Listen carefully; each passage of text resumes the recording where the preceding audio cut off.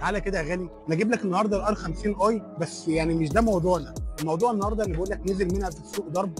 خلي بالك، ضرب الكرتونه بتاعتها مختلفه، شكل الكرتونه مختلف. بص السماعه من امتى هي الساوند كور بيبقى الشاحن بتاعها في الجنب. بص شكل الدنيا دي، بقول لك ان هي ضرب. طب الاصليه، تعالى بقى شوف بقى فرق الاصليه. بص مبدئيا العلبه بتاعتها عامله ازاي. بص العلبه، بص شكل العلبه، بص الاختام.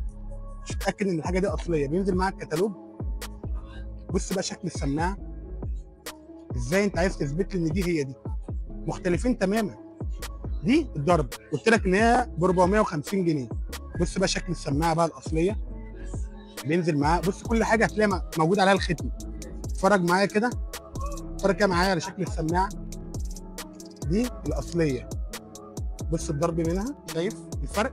مبدئيا بتنزل بطقم الودانات، وبتنزل بالوصله الاصليه بتاعتها برضو التايب سي. بقول لك ان السماعه بتقعد معاك 22 ساعه بدون البوكس، وبتقعد معاك بالبوكس 28 ساعه.